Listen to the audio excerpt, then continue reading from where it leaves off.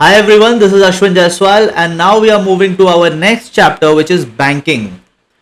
ये बैंकिंग का जो चैप्टर है ये ओनली फॉर दिस ईयर मतलब 2026-27 ये वाले बैच के लिए ये क्लास 12 में भी एप्लीकेबल है और ये चैप्टर क्लास 11 में भी बीएसटी में एप्लीकेबल है.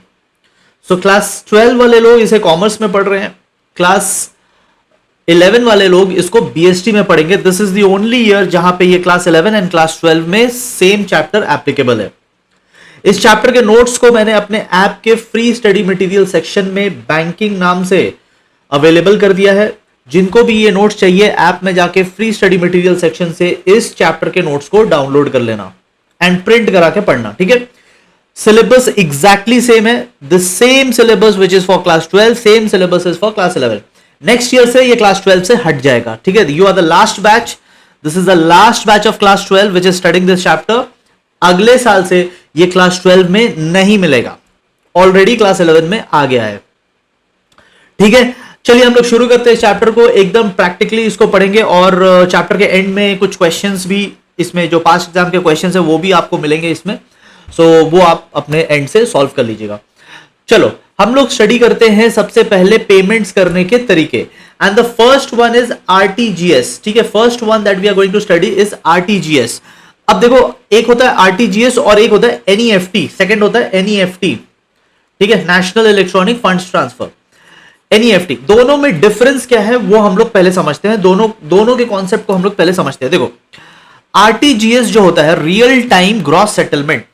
अब इसके फुल फॉर्म में रियल टाइम है. रियल टाइम का मतलब होता है कि ऑन स्पॉट ट्रांसफर होगा. सपोज ये मेरा बैंक है, ठीक है, whichever bank you want to imagine, आप मान लो SBI, ICICI, whichever, and ये एक दूसरा बैंक है.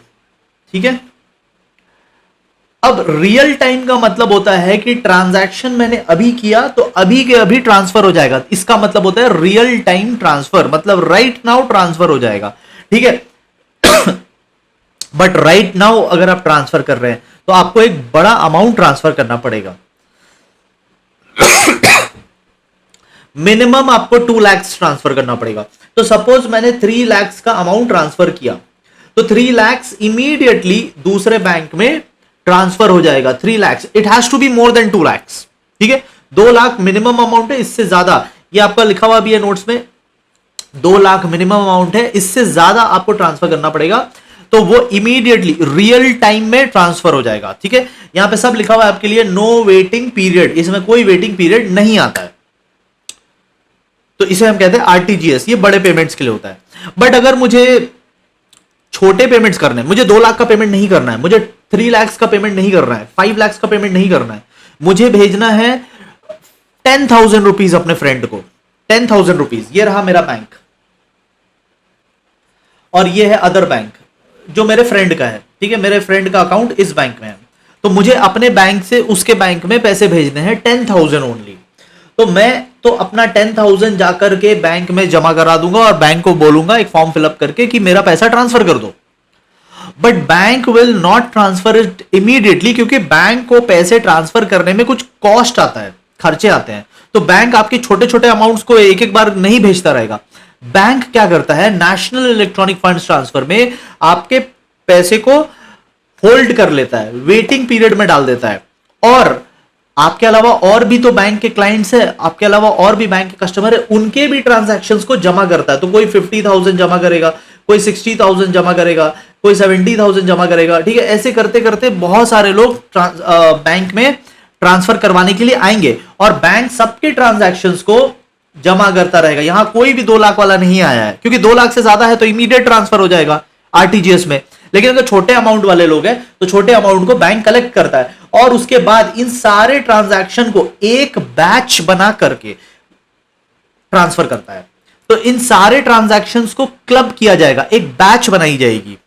ठीक है, जैसे आप हो single students but multiple students मिलकर बैच बन जाते हैं, तो वैसे ही एक है सिंगल ट्रांजैक्शन. ये वाला मेरा ट्रांजैक्शन था, this was a single transaction, but multiple transactions मिलकर बैच बन गए और पूरे बैच को ट्रांसफर किया जाता है. तो जब तक जमा नहीं हो जाएगा ना, एक पर्टिकुलर अमाउंट तक जमा नहीं हो जाएगा, बैंक तब तक ट्रांसफर नहीं करेगा.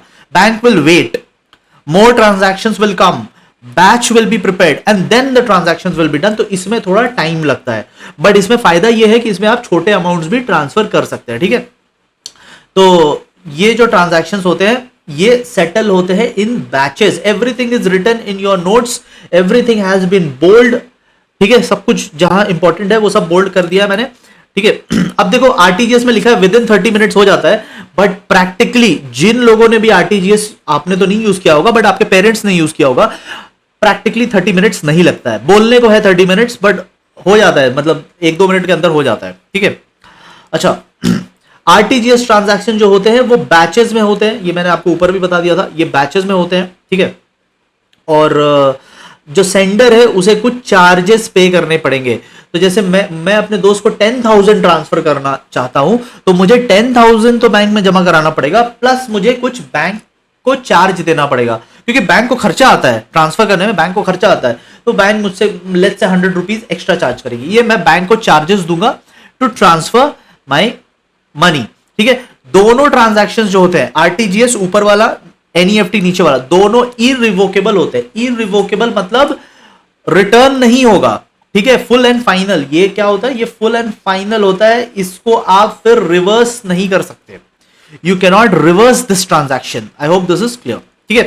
तो यही सब होता है। अच्छा, एक बहुत इंपॉर्टेंट पॉइंट है यहां पे, जिसपे केस स्टडी भी एक टाइम में बोर्ड एग्जाम में आया हुआ है, क्लास 12 में, ये वाला पॉइंट, कि अगर आपका बैंक अकाउंट नहीं है, जैसे आप लोग में से मेजॉरिटी लोगों का बैंक अकाउंट नहीं होगा क्योंकि आप अभी स्टूडेंट है, तो आपका पर्सनल बैंक अकाउंट हो सकता नहीं है, बट आप भी अपने किसी दोस्त को कुछ पैसे भेजना चाहते हैं दूसरे सिटी में, ठीक है, आप भी भेजना चाहते हैं, तो आप कितना भेज सकते हैं, आपका तो बैंक में अकाउंट ही नहीं है। तो ऐसे लोग जिनका कोई अकाउंट नहीं है बट इमरजेंसी में पैसे भेजना है, तो आप अपने पड़ोस के बैंक में चले जाना और वहां से जाके फॉर्म फिलअप करके कैश डिपॉजिट करके ट्रांसफर कर देना। बट कैश आपका कितना हो सकता है, कितना तक की ट्रांसफर अलाउड है, तो ट्रांसफर अलाउड है 50,000 तक की, 50,000 तक की इमरजेंसी सर्विस आप ले सकते हो, even if you do not have a bank account, ठीक है। बाकी आप एक बार बोल्ड लाइंस जितना मैंने किया है उसको पढ़ लेना और डिफरेंसेस एटलीस्ट 2 देख लेना। देखो ये चैप्टर बोर्ड एग्जाम में बहुत मार्क्स का नहीं आता है, ठीक है, इसके जो क्वेश्चंस बनते हैं वो 2 से 3 मार्क्स के क्वेश्चन बनते हैं, तो जब आप डिफरेंसेस भी करोगे तो 2 से 3 मार्क्स का डिफरेंसेस कर लेना। फुल फॉर्म जरूर करना, फुल फॉर्म बहुत बार पूछा हुआ है, ठीक है। ओके, नेक्स्ट आता है आईएमपीएस। आईएमपीएस, ठीक है, ये जो एम है, यहां पे एम है, एम में आप मोबाइल लिख सकते हो, ठीक है, ये जो एम है ना, एम स्टैंड्स फॉर मोबाइल, ठीक है। आईएमपीएस क्या होता है, देखो आईएमपीएस में आरटीजीएस और एनईएफटी दोनों के गुड बेनिफिट्स हैं। जैसे आरटीजीएस में क्या होता था, आरटीजीएस में रियल टाइम ट्रांसफर होता था, पैसे इमीडिएटली ट्रांसफर होते थे, तो यहां पे भी जो पैसे होंगे वो इमीडिएटली ट्रांसफर होंगे, इमीडिएटली ट्रांसफर होंगे, ठीक है। बट आरटीजीएस में एक प्रॉब्लम था, 2 लाख से नीचे का पेमेंट है तो नहीं कर सकते। मुझे पैसे इमीडिएटली भी भेजने हैं बट 2 लाख नहीं भेजने हैं, मुझे 5,000 भेजने हैं, तो क्या मैं बैठा रहूं एनईएफटी के भरोसे? एनईएफटी में तो जमा होता रहेगा, बैचेस जब तक नहीं बनेगा तब तक जाएगा नहीं, मुझे अर्जेंटली भेजना है, तो I can go for IMPS. IMPS में क्या होता है, इमीडिएटली भी भेज सकते हैं एंड इसमें नो मिनिमम अमाउंट, इसमें कोई मिनिमम अमाउंट नहीं है, यहां पैसे जो है रियल टाइम ट्रांसफर हो जाते हैं एंड इसमें कोई मिनिमम अमाउंट नहीं है, नो मिनिमम अमाउंट। और इसकी फैसिलिटी भी आपको ऑल डेज मिल जाती है, ठीक है। बैंक अगर क्लोज्ड भी है, बैंक हॉलीडे है, संडे है, तो भी आपको ऑनलाइन ये फैसिलिटी मिल जाती है, ठीक। आइए इसके कुछ फीचर्स को देख लेते हैं। तो सबसे पहला फीचर है फ्लेक्सिबल है, बैंक हॉलीडे उससे कोई फर्क नहीं पड़ता, संडेज से कोई फर्क नहीं पड़ता, फेस्टिवल्स कोई फर्क नहीं पड़ता, आप फ्लेक्सिबल है, ये बैंक जाके भी कर सकते हैं, घर बैठे बैठे ऑनलाइन भी कर सकते हैं। सो this is available 24/7। Multi platform support है, ठीक है, आप डेस्कटॉप में चलाओ, लैपटॉप में चलाओ, फोन में चलाओ, तो ये मोबाइल बैंकिंग के लिए है, आप चलते फिरते कहीं से भी इसको यूज कर सकते हैं। वर्सेटाइल है, मल्टीपल तरीकों से आप इसको यूज कर सकते हैं, आप अपनी स्कूल की फीस जमा करा सकते हैं, आप इससे शॉपिंग कर सकते हैं, आप इससे किसी फ्रेंड को ट्रांसफर कर सकते हैं, इलेक्ट्रिसिटी का बिल पेमेंट कर सकते हैं, तो मल्टीपर्पज वर्सेटाइल है, ठीक है, तरह तरह की इसकी यूजेस है। फास्ट होता है, इमीडिएट, नाम में ही लिखा हुआ है इमीडिएट है, ठीक है, इमीडिएट मतलब एकदम इमीडिएट नहीं, 1 मिनट 2 मिनट्स का टाइम लग सकता है। ओके, मोबाइल में आपके मैसेज आ जाएगा, अगर पैसे डिडक्शन हो रहे हैं तो मोबाइल में मैसेज आ जाएगा, ठीक है, तो आप अवेयर रह सकते हो कि किसी गलत इंसान ने तो ट्रांजैक्शन नहीं कर लिया, क्योंकि सारे अपडेट, सारे नोटिफिकेशंस आपके फोन में आ जाते हैं। एंड इनएक्सपेंसिव है, क्योंकि बहुत ज्यादा चार्जेस इसमें नहीं देने पड़ते हैं, ठीक है। ₹2.5 ₹2.5 से लेके ₹25 तक का मैक्सिमम चार्जेस होता है, बहुत ज्यादा चार्जेस इसमें नहीं है। अब एक बहुत अच्छा टॉपिक आ रहा है, और ये टॉपिक आज के टाइम में बहुत इंपॉर्टेंट हो गया, क्योंकि पहले जो बैंकिंग होती थी वो सीधे बैंक में जा करके होती थी। अब आप घर बैठे बैठे बैंकिंग करते हैं, you do banking without going to the bank, ठीक है। With the help of computer system, आप अपने फोन से, लैपटॉप से आज बैंकिंग कर रहे हैं, you don't have to go to the bank. तो इसे हम कहते हैं e banking. E banking is banking without going to the bank, ठीक है। E banking is banking without going to an actual bank. तो आप पेमेंट कर रहे हो, आप रिसीव कर रहे हो without even going to the bank, उसे हम कहते हैं ई बैंकिंग। इसमें कुछ फीचर्स हम लोग देखते हैं। सबसे पहला, इसमें no face to face contact, क्योंकि आपको बैंक जाने की जरूरत नहीं है इसमें। नेक्स्ट, आप अपने कंप्यूटर या मोबाइल डिवाइस से कर लेते हो बैंकिंग, ठीक है। आपको ये ऑप्शन देना पड़ेगा टू द बैंक। जब आप बैंक में अकाउंट खोलते हो तो वहीं पे आपसे फॉर्म में पूछा जाता है कि आपको ई बैंकिंग चाहिए या नहीं चाहिए, कि आप बार बार बैंक आओगे, तो ये ऑप्शन देना पड़ेगा आपको, बैंक को बताना पड़ेगा कि मुझे ई बैंकिंग चाहिए, ठीक है। और इसमें टेक्नोलॉजी की अंडरस्टैंडिंग होनी चाहिए, दोनों में होनी चाहिए, क्लाइंट में भी और बैंक के जो स्टाफ है दोनों में, ठीक है। टेक्नोलॉजी, बिकॉज ये पूरा टेक्नोलॉजी बेस्ड है, तो टेक्नोलॉजी की थोड़ी बहुत अंडरस्टैंडिंग होनी चाहिए, ठीक है। दोनों को बेसिक अंडरस्टैंडिंग तो होनी चाहिए, ठीक है। आइए इसके कुछ एडवांटेजेस एंड डिसएडवांटेजेस देखते हैं। देखो, मैंने क्या बोला था, ये चैप्टर जब आएगा एग्जाम में, स्पेशली फॉर क्लास 12, तो ये चैप्टर जो है ये 2 से 3 मार्क्स के लिए क्वेश्चंस बनेंगे इसके। तो बहुत ज्यादा 5-5 पॉइंट इसमें करने की जरूरत नहीं है, 2 से 3 पॉइंट करके आप आगे बढ़ सकते हो। आइए देखते हैं कस्टमर को क्या फायदा होगा। कस्टमर को ये फायदा होगा कि फोन से बैंकिंग कर रहे हैं तो कभी भी कर सकते हैं, 24 आवर्स कर सकते हैं, 365 डेज कर सकते हैं, कोई हॉलीडेज से मतलब नहीं, डे है या नाइट है उससे मतलब नहीं, आपको जब मर्जी आप कर सकते हो, क्योंकि फोन से कर रहे हैं, ठीक है। तो ये सबसे बड़ा फायदा। उसके बाद ये फाइनेंशियल डिसिप्लिन भी लाता है, क्योंकि आपके सारे ट्रांजैक्शंस जो है रिकॉर्ड हो रहे होते हैं। जब हम लोग कैश में ट्रांजैक्शन करते हैं ना, तो लिखना भूल जाते हैं, हम लोग हर चीज लिखते नहीं है कैश में ट्रांजैक्शन करने से। बट जब हम लोग बैंकिंग ट्रांजैक्शन करते हैं फोन के थ्रू या लैपटॉप के थ्रू, जब हम लोग बैंक के वेबसाइट से ट्रांजैक्शन करते हैं, तो हमारी सारी ट्रांजैक्शंस हमारे बैंक स्टेटमेंट में रिकॉर्ड रहती है। तो इससे डिसिप्लिन आता है। इससे आज भी मैं अगर चेक करना चाहूं कि मैंने 6 महीने पहले क्या ट्रांजैक्शन किया था, तो वो मैं देख सकता हूं। अगर कैश में ट्रांजैक्शन करता तो नहीं देख सकता, क्योंकि हम लोग नहीं लिखते हैं। तो इससे वो डिसिप्लिन आती है, और इससे रिस्क ऑफ कैरिंग कैश भी कम हो जाता है। मुझे हर जगह कैश लेके जाने की जरूरत नहीं, फोन तो वैसे भी लेके जाते हैं कॉलिंग के लिए, तो फोन में ही बैंकिंग भी हो जा रही है। I don't need to separately carry huge amount of cash. मुझे 1 लाख भी ट्रांसफर करना है किसी को, तो फोन से कर दूंगा। I don't need to carry a bag full of cash, and डर रहेगा हमेशा कि कहीं कोई ले ना जाए, ठीक है। अच्छा, बैंक को क्या एडवांटेज है इसमें? बैंक को कॉम्पिटिटिव एडवांटेज है। बैंक्स आपस में कंपीट कर रहे हैं। Axis bank is competing with ICICI, ICICI is competing with HDFC, HDFC is competing with SBI. सब आपस में कंपीट कर रहे हैं। तो जो भी बैंक ये फैसिलिटी देगा वो कस्टमर्स को अट्रैक्ट करेगा। जो बैंक ई बैंकिंग फैसिलिटी नहीं देगा वो कस्टमर्स को अट्रैक्ट नहीं करेगा। तो कंपटीशन में बने रहने के लिए आपको ये फैसिलिटी देनी पड़ेगी, ठीक है। और इससे क्या होगा कि आप लिमिटेड नहीं रह जाओगे, you will not be limited. पहले क्या था, पुराने जमाने में इंटरनेट आने से भी पहले क्या था, बैंकिंग करने के लिए बैंक के ब्रांच में जाना पड़ता था, यानी जहां जहां आपका ब्रांच वहां वहां बैंकिंग। आज के टाइम में you don't have to open a physical branch, आप लोगों को वेबसाइट के थ्रू बैंकिंग करा दे रहे, आप लोगों को ऐप से बैंकिंग करा दे रहे। तो आपको फिजिकल ब्रांचेस खोलने की जरूरत नहीं है। आप मतलब बैंक्स को फिजिकल ब्रांचेस खोलने की जरूरत नहीं है आज के डेट में, ठीक है। आपको समझ में आ रहा है? अगर आपको समझ में आ रहा है तो थोड़ा कमेंट बॉक्स में बताना कि आपको समझ में आ रहा है कि नहीं, और कैसा स्पीड चल रहा है, थोड़ा फास्ट जा रहा है या स्लो जा रहा है, आप थोड़ा बताते रहना, ठीक है। थोड़ा अपना वो फीडबैक देते रहना, जिससे मुझे भी समझ में आए कि आपको कैसा लग रहा है, ठीक है। एंड जो भी मैं इमेजेस वगैरह दिखा के आपको पढ़ा रहा हूँ, तो ये कैसा लगता है आपको एक बार जरूर बताइएगा। एंड अगर अच्छा लगे तो अपने दोस्तों के साथ भी इसको शेयर करना, ठीक है। ओके, लेकिन इसके कुछ डिसएडवांटेज भी है। देखो, हर चीज का कुछ फायदा होता है, कुछ डिसएडवांटेज भी होता है। तो ई बैंकिंग के क्या डिसएडवांटेज है? नंबर 1, इसमें बहुत ज्यादा पैसे लगते हैं। ये टेक्नोलॉजी देखने में तो बहुत अच्छी लगती है, बट ये बहुत कॉस्टली है, और इसमें हैकिंग का और ये सब हैकिंग का और इंटरनेट फ्रॉड होने के बहुत ज्यादा चांसेस रहते हैं, ठीक है।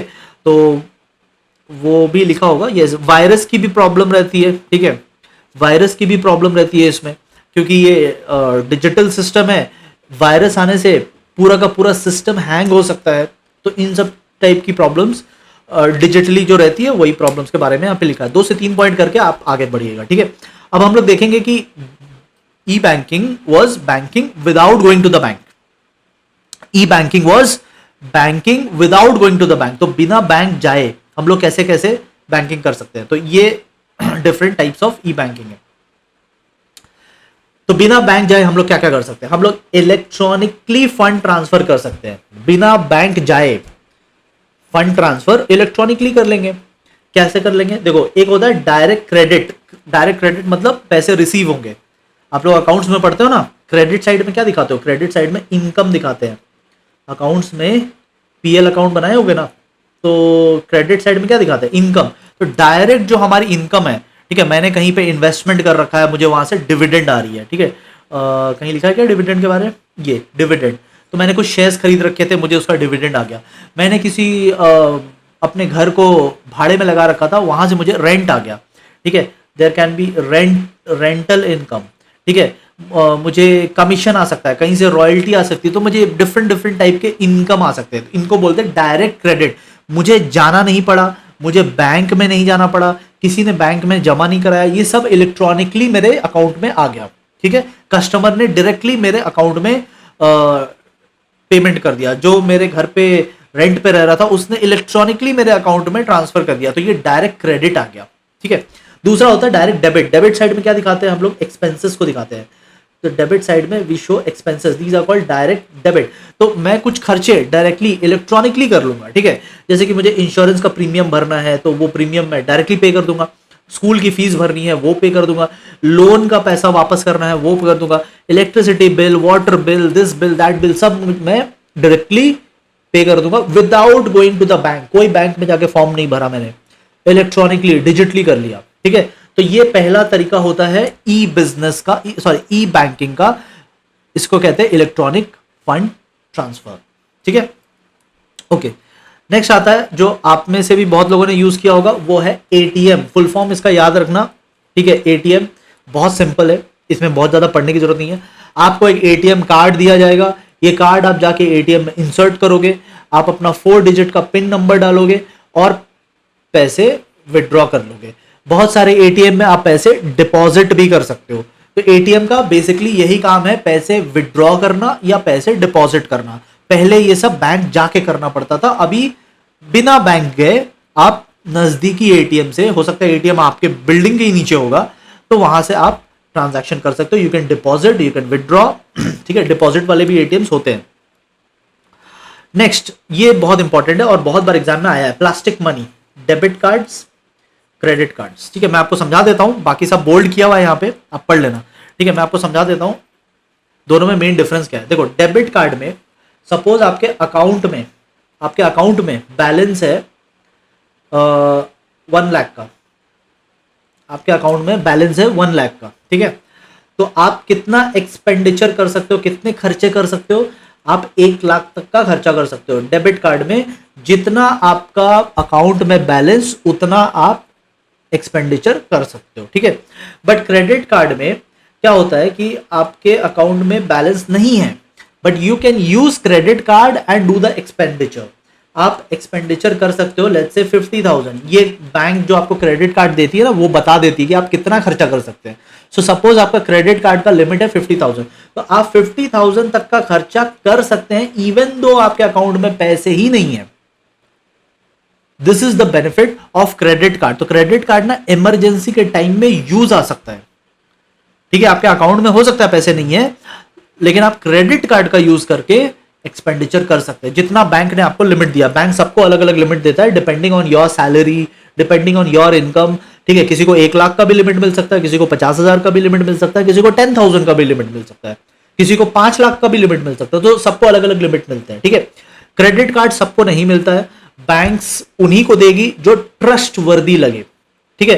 सो बेसिक आपने क्या डिफरेंस समझा, बेसिक ये डिफरेंस समझा कि डेबिट कार्ड यूज करने टाइम अकाउंट में बैलेंस होना जरूरी है, और आप उतना ही पैसा यूज कर पाओगे जितना आपका बैलेंस है। आपके पास 1 करोड़ तो 1 करोड़ यूज कर लो, लेकिन क्रेडिट कार्ड यूज करने के टाइम बैलेंस होना जरूरी नहीं है, आप बैलेंस से ज्यादा पैसे खर्च कर सकते हैं।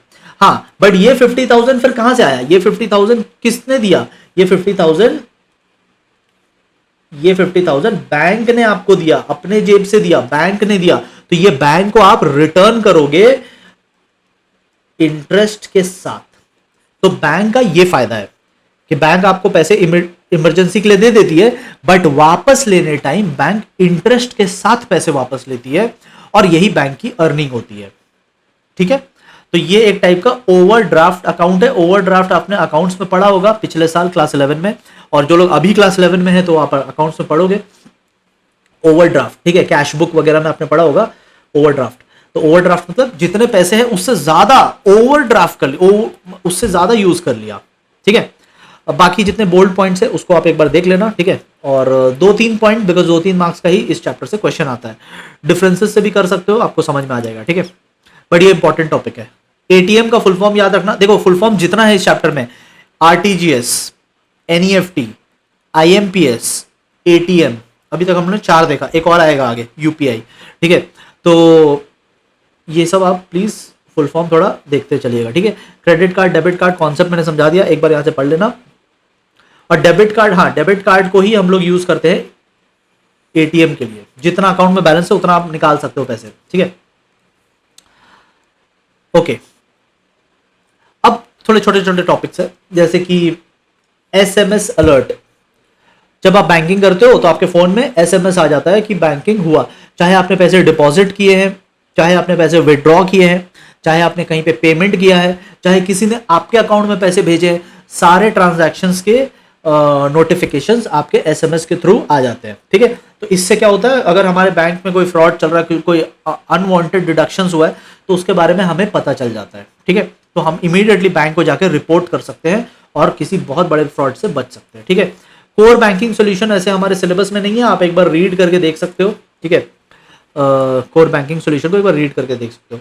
Mobile banking is basically banking with the help of your mobile phone. ये सब कोई बड़े टॉपिक्स नहीं है। ठीक है, इन सबको एक बार पढ़ना और आगे बढ़ जाना। जो मेन कॉन्सेप्ट है वो मैंने आपको समझा दिया, अभी और कुछ मेन कॉन्सेप्ट आएंगे। ये सब छोटे छोटे टॉपिक्स को एक बार पढ़ना, दैट्स इट। ठीक है, देखो अच्छा टॉपिक कौन सा है, ये वाला बैंक ड्राफ्ट, ये अच्छा टॉपिक है, इसको मैं आपको डिटेल में समझाता हूं। ठीक है, व्हाट इज बैंक ड्राफ्ट। तो देखो, आप जो लोग 12 में हैं 1 साल बाद कॉलेज में जाओगे, जो लोग 11 में हैं 2 साल बाद कॉलेज में जाओगे होपफुली, अगर आप ज़्यादा टाइम स्पेंड ना करना चाहे 11th स्टैंडर्ड में, तो 2 साल में कॉलेज में चले जाओगे। ठीक है, कुछ लोग 3 साल में भी जाएंगे, कुछ 4 साल में, जिनको ज़्यादा मजा आएगा स्कूल में रहने का। देखो बैंक ड्राफ्ट क्या होता है, सी, आप जब कॉलेज में जाओगे, ठीक है, ये है आपका कॉलेज। ठीक है, ये है आपका कॉलेज।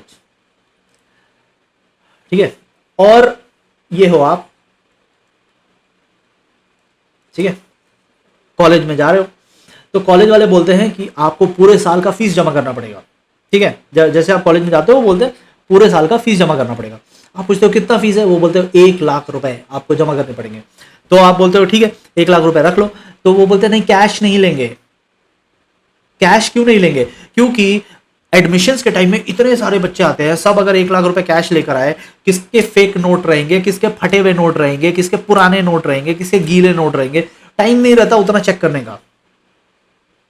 तो इसीलिए कैश नहीं लेंगे, क्योंकि उस भीड़ में कोई नकली नोट देके चला जाएगा, कोई फटा हुआ नोट देके चला जाएगा।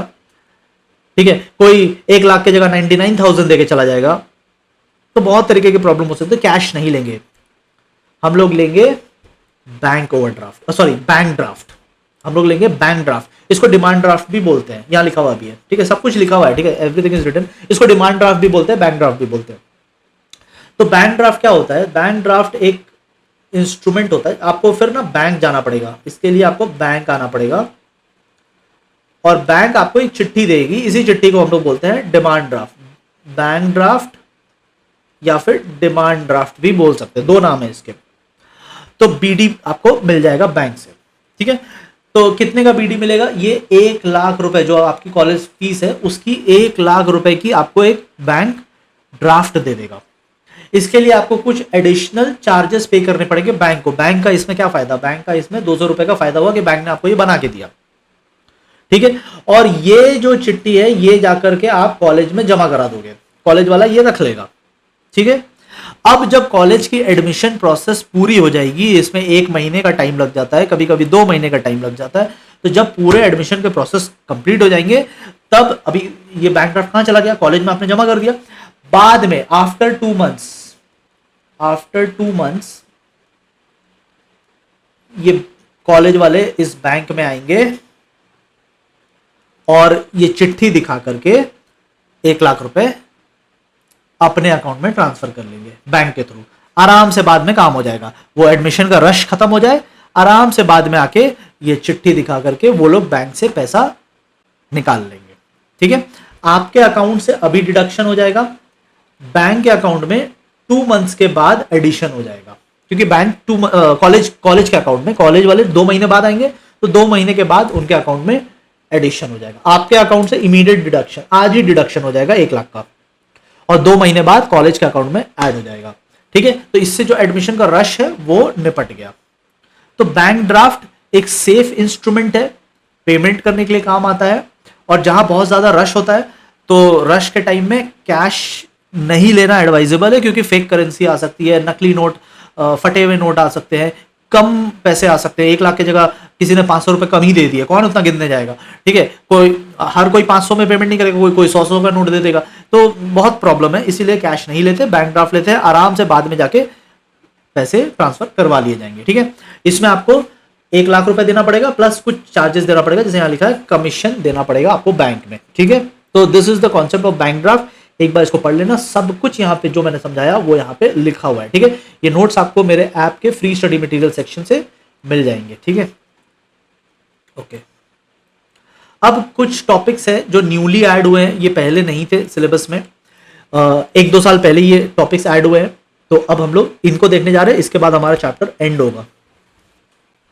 आइए तो हम लोग इसको स्टडी करते हैं और अपने चैप्टर को एंड करते हैं। तो सबसे पहला आता है डिजिटल बैंकिंग। बहुत सिंपल है, जब आप without any paper work, doing away with all the paper work, कोई पेपर वर्क नहीं रहेगा, सब चीज डिजिटली जब आप करते हैं तो उसे हम कहते हैं digital banking, without going to the bank, ठीक है।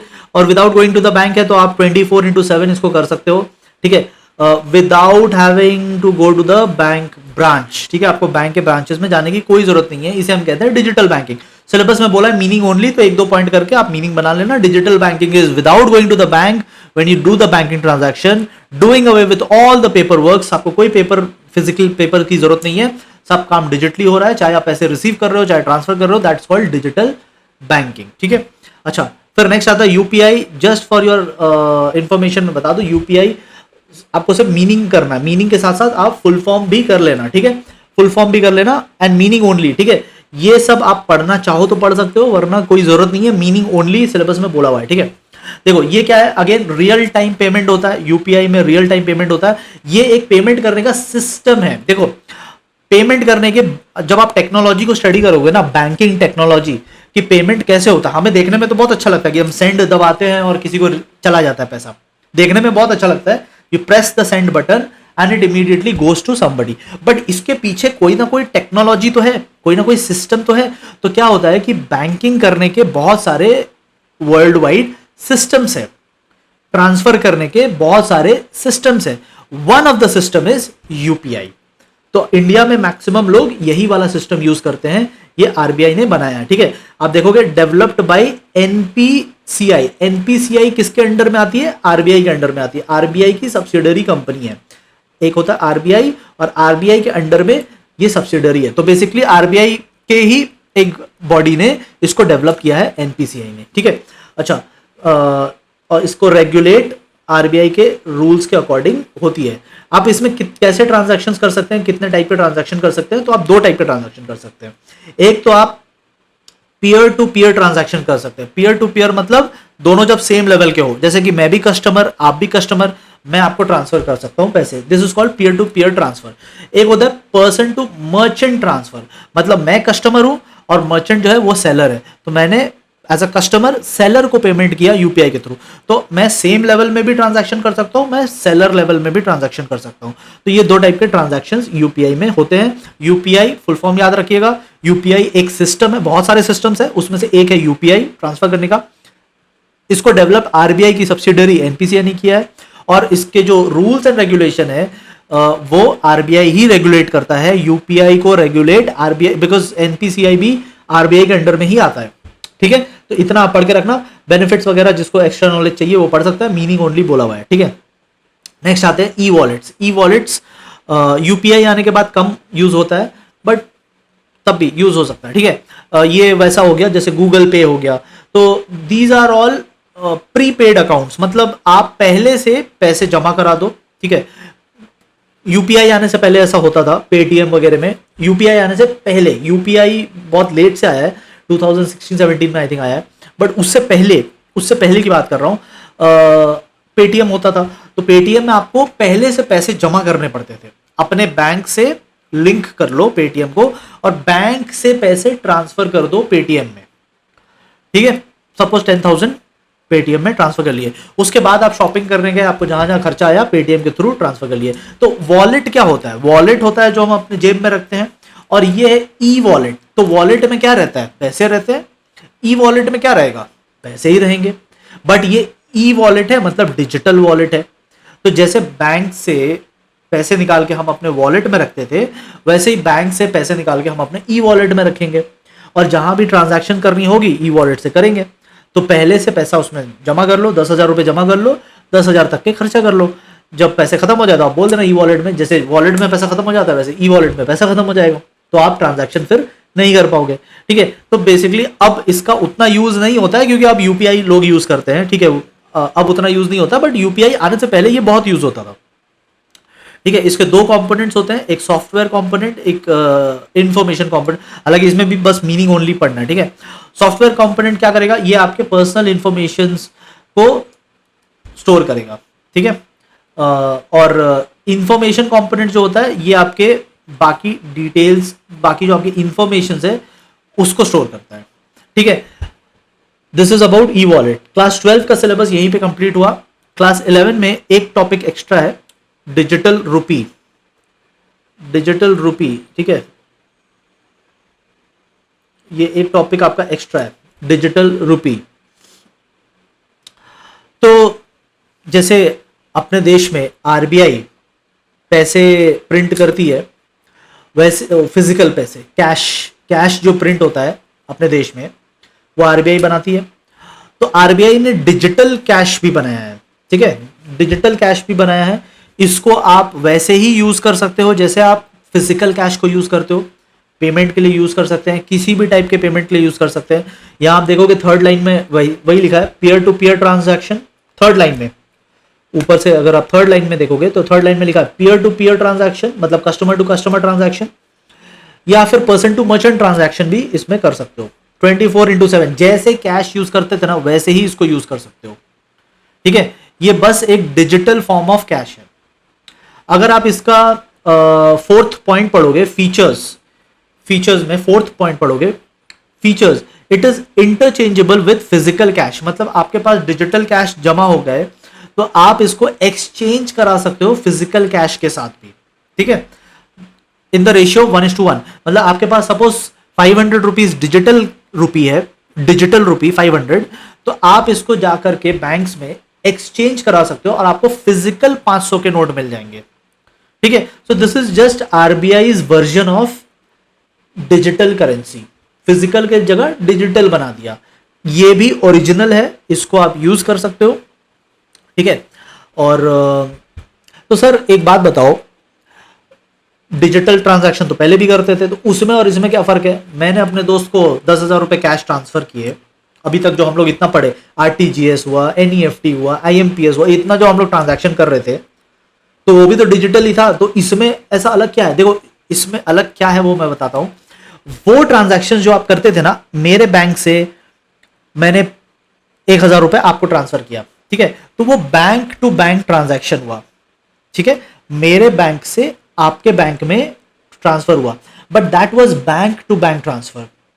ठीक है, बैंक का पैसा is not fiat currency. Fiat currency आप बाद में पढ़ोगे इकोनॉमिक्स में। दैट इज नॉट गवर्नमेंट या फिर आरबीआई ऑथोराइज करेंसी नहीं है वो। ये क्या है? ये आरबीआई ऑथोराइज करेंसी है। वो वाला हम लोग यूज कर रहे हैं क्योंकि वो रिप्रेजेंट कर रहा है ओरिजिनल कैश को। जो बैंक का ट्रांजैक्शन हमने पढ़ा वो रिप्रेजेंट कर रहा है ओरिजिनल कैश को, और ये रिप्रेजेंट नहीं कर रहा, ये ओरिजिनल कैश है डिजिटल फॉर्म में। आप समझ रहे हो? वो जो ट्रांजैक्शंस हम लोग अभी तक पढ़ रहे थे, that was representing original money, and this is not representing, this is original money but in digital form. उसको बैंक ने ट्रांसफर किया, इसको बैंक नहीं बनाता, इसको आरबीआई ने खुद बनाया है। अगर आप इसमें सेकंड पॉइंट पढ़ोगे तो इसमें टेक्नोलॉजी जो यूज हुई है वो है ब्लॉकचेन टेक्नोलॉजी। क्रिप्टो करेंसी में हम लोग आगे जाके टॉपिक पढ़ेंगे क्रिप्टो करेंसी के बारे। तो क्रिप्टो करेंसी में ये टेक्नोलॉजी यूज होती है, ब्लॉकचेन टेक्नोलॉजी। ठीक है, तो अगर इसको समराइज करें और थोड़ा सिंपल में बताए, क्योंकि हमारे सिलेबस में मीनिंग ओनली बोला है, तो मीनिंग ओनली के लिए क्या क्या बोलेंगे इसमें हम लोग?